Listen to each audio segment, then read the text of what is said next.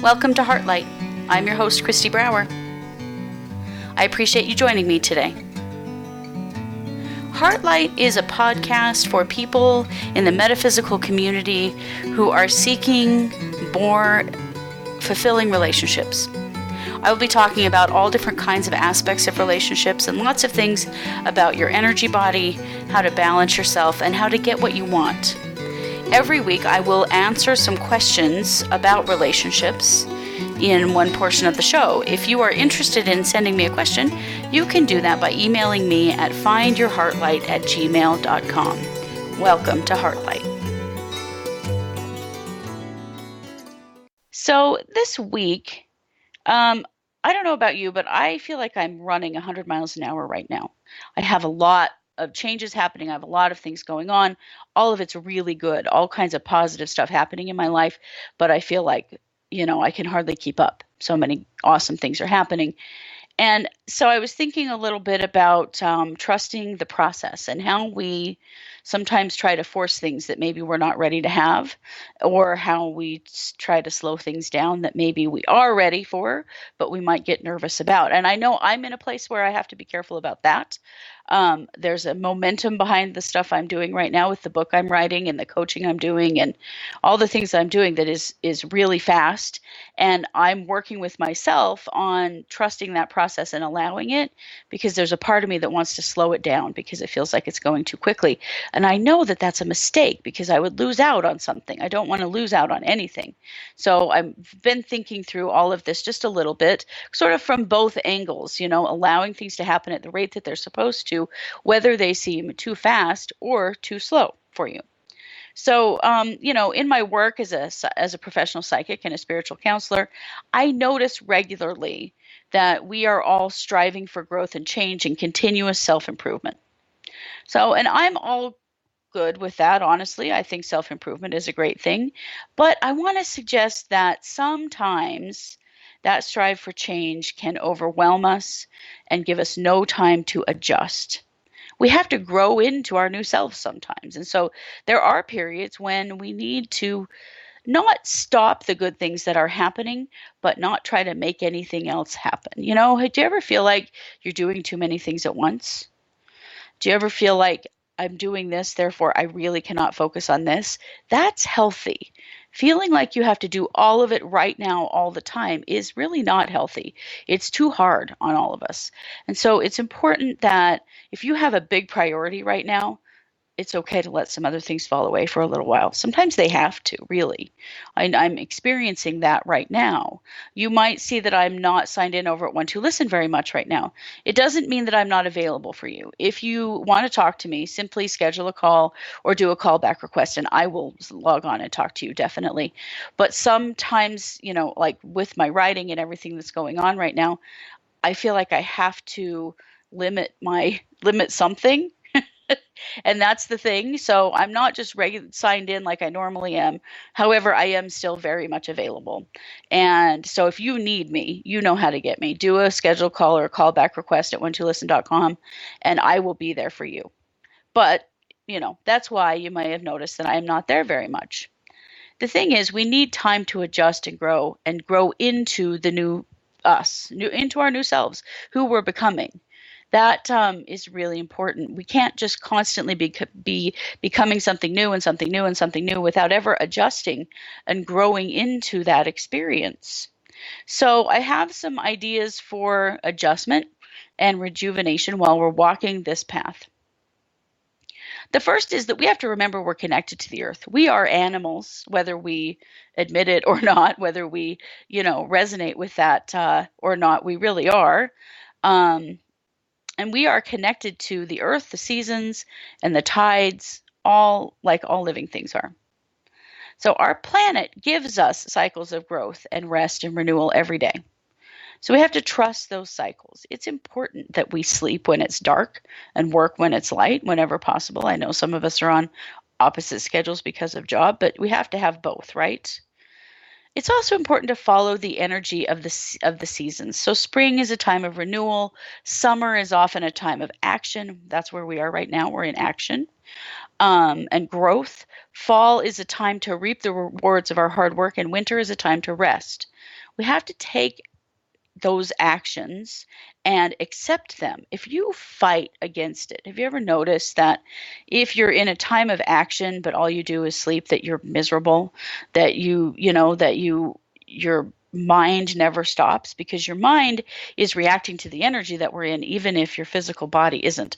So it's okay to recognize that summer is a time where there's a lot of action. I always look forward to fall because I feel like by the time summer is over, I am exhausted because there is so much action. Where I live, we only get about 3 good months of weather, really, a year. And so a lot of things fit into that short period of time so that we can do plenty of outdoor things, camping, family reunions, kids' sports, all kinds of stuff comes up. And we do all of it in a very short period of time. And that's why we do it, is because we're in that cycle of action. So if you're in a cycle of action right now, it's okay to choose something to act on. I notice that some people get depressed in the summer, and I feel like depression in the summer is usually because you haven't given yourself something to do. So choose something. It doesn't have to be anything big. It could be dejunking your house. It could be watering your lawn. It could be a craft project. It could be writing. It could be anything really that is active. Do something active. Go for walks. Do some yoga.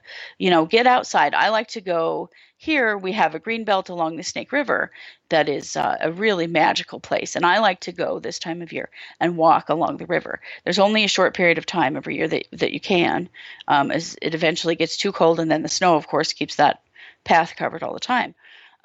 So this time of year, that's one of my actions, is I like to get out and walk along the river. So I encourage you to evaluate, where are you in all of this? Are you living with the flow of energy on the planet? Or are you fighting against it? Fighting against it creates depression, it creates anxiety, it creates exhaustion and frustration. So it's okay to look at and really think about, where are you at in that cycle? Are you living with it? And if you are, that's awesome. Keep doing it. And if you're not, make a change. Look at a way that you could get more active right now, in preparation for there being a reward period in the fall, where just, enjoy the actions that you took over the summer and the growth that you've developed. And then in the winter, allow yourself some time to rest. Okay, there we go. All change is good. All change, even the good kind, causes stress and requires time for adjustment. So work at changing only one thing at a time in your life. Set priorities and timelines and follow them. Recognize that your body and mind require time to adjust to new experiences, and give yourself breaks between times of change to heal and recover. We can't just be in a constant state of change all the time. We have to allow adjustment. Have you ever had a really positive experience happen and your body is just exhausted?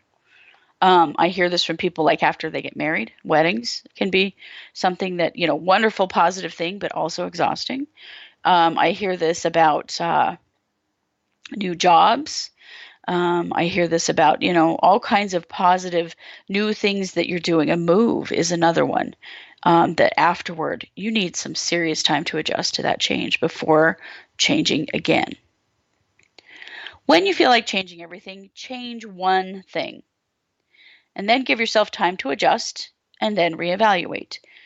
Often we feel dissatisfied with everything and we just need to change one thing and watch the effect that one change has in every area of our lives. Have you ever noticed that? You change one thing. You change jobs. You hate your job is making you miserable. So you're miserable at home, you're depressed, that's affecting your relationships, you're not getting out and doing things you like to do. See, there's this whole domino effect. So say that you go out and change jobs. Did you need to change your relationships and get on an antidepressant and all those other things? Did you need that? Maybe you didn't. Maybe you just needed to change your job and then that affected everything else. Suddenly other things fell into line as well and got better for you. That happens often, and I think it's really important to recognize that we just need time to adjust. I think this is really common in the metaphysical community that we're sort of above that, right?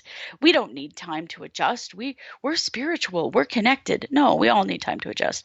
Your physical body needs time to adjust, as well as your emotional body and your intellectual body, your spiritual body. Everything needs time to adjust, but that's true for every human being. There is no transcending that need for time for adjustment. There's actually a mental health diagnosis called adjustment disorder. It's often used in children, diagnosed in children whose parents have divorced or who they did a, across the country move, something that changed everything for them. It's actually a mental health condition that is short term, that is caused by a significant change in a person's life. And over time, as we adjust, the mental health symptoms that may have come up, like some anxiety and some depression, may come up for a while. And as you adjust into your new change, the symptoms go away. So consider that in yourself. Are you changing all the time and not giving yourself that opportunity to just slow down and adjust? There is nothing wrong with you. You are great right now, just as you are. We get caught up in the idea of constant growth and self-improvement and forget to appreciate who we are, where we've come from, and the growth we've already made. There is nothing wrong with you. If you want to do something different, if you want to change, if you want to move forward, that's awesome. Don't do it because there's something wrong with you, because there isn't. You're okay just as you are. Now, if you want to make a change because you want to be different, you want to do something different, fine. But do not use change as a reason to judge yourself. We're all okay. We're okay just exactly as we are. It's okay to take a break from striving for more and really appreciate who you are right now. Trust the process. Growth takes time. Allow things to play out naturally and don't push and recognize barriers as a message that you need to change direction. Pushing is the thing that I work with people on a regular basis. Well, I want it now.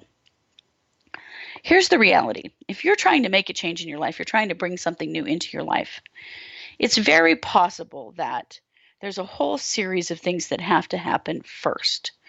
We all look at the final outcome, right? We don't look at what are all the steps in between to get there. So allow things to play out naturally. If you want something in your life, you have to recognize that you actually have to do the work to get there and let it play out in its own time. It doesn't help to force things. Have you ever forced something? Insisted that something was wrong and forced yourself into a different situation only to find that it is not what you wanted?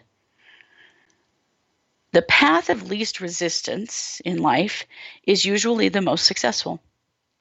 We move forward in an intuitive way, in a direction that we are guided, in a direction that we're guided by our divine selves, by our divine guidance, our higher selves, our soul, our spirit, whatever terminology you want to use. But there is a guide inside of you, guiding you in a direction. You can't force it. If you're not listening to the guide, then you may try to go in a direction that doesn't work. Barriers come up as messages. If you're moving forward in something and it is not working out and you are strong-arming your way through to make something happen, you're going the wrong way. As Kai Greenway would say, you guys know Kai, she talks a lot about road signs. And when you come across a wrong way sign or a road closed sign in your life, if you were in your car, you wouldn't drive the wrong way, would you? Or you wouldn't drive down that closed road and go around the sign, would you? Maybe you would. But in general, you probably shouldn't, right? Because that's an indication that something dangerous could happen to you if you went that way. Something that isn't going to work things out in a way that you want.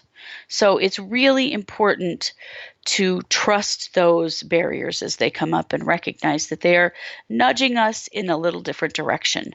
They're assisting us in following and trusting divine timing. Allow synchronicities to happen. I'll tell you about a synchronicity that just happened to me recently. You guys know that I'm writing a book, that I'm doing it through a program.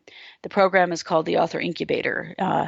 And I didn't know anything about the Author Incubator. Angela Laria is my coach through the Author Incubator. I didn't know anything about Angela. I've had kind of a plan in my head to write a book all year. You guys know I put my divination deck out in January, and I've been talking about that there's a book coming all ever since then because I felt like there was.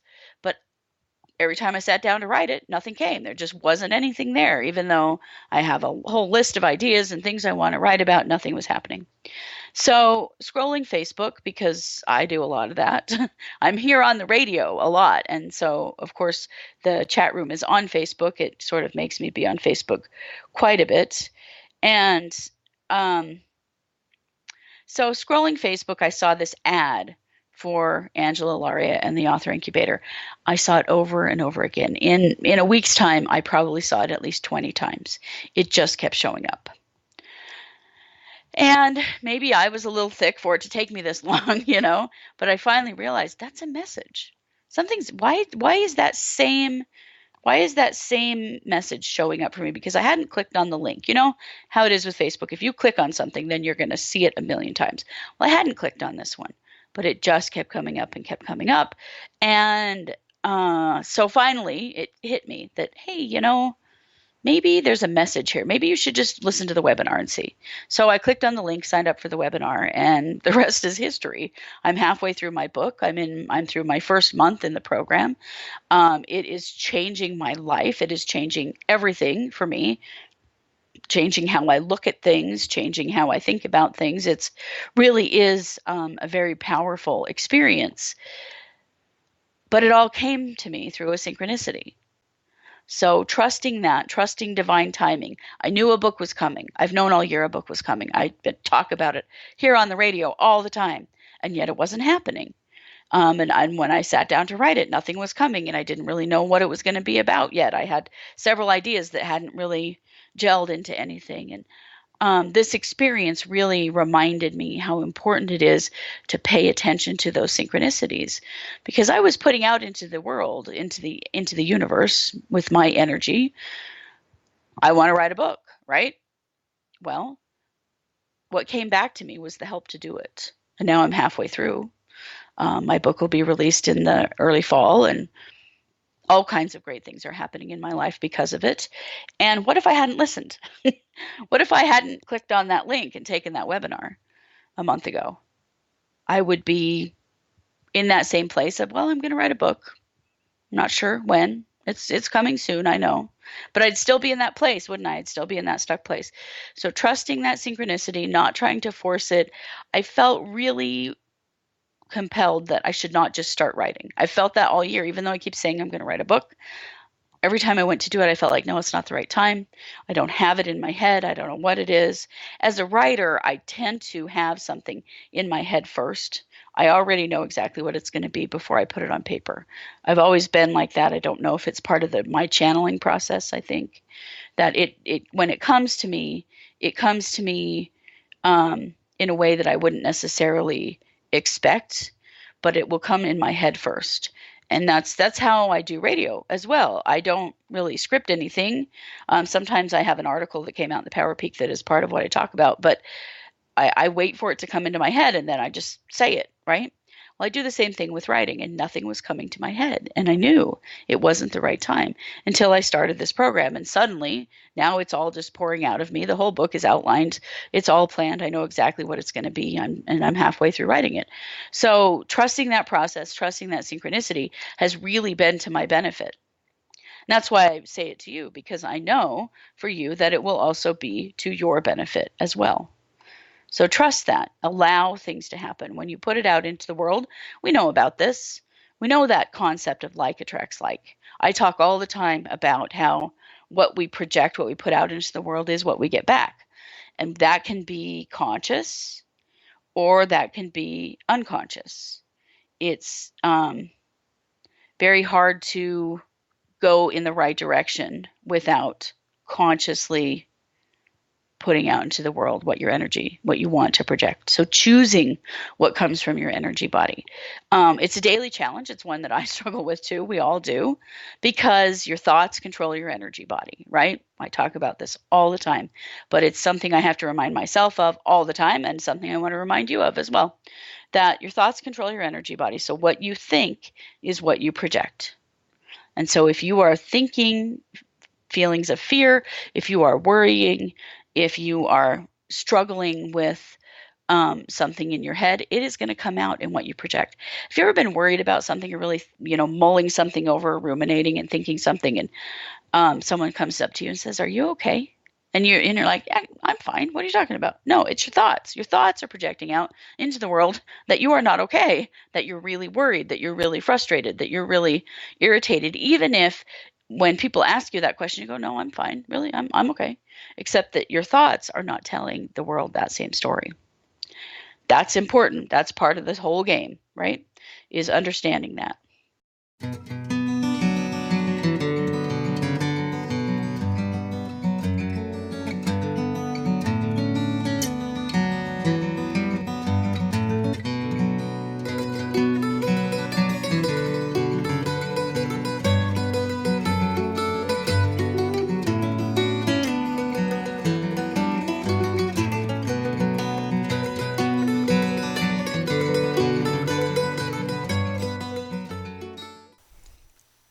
Welcome to What's Up in the Ethers. In this segment of Heartlight, I read some of your relationship questions from the emails that you've sent me, and I answer your questions. I answer from a place of being a master healer and professional psychic. I also answer from a place of being a relationship coach. And so I'm going to help you to see your relationship issue from multiple angles and help you to maybe find the next step. I do relationship coaching on a regular basis, and so if you want more than just one question answered in a podcast, email me at findyourheartlight@gmail.com, and we can talk about how to get some coaching set up for you.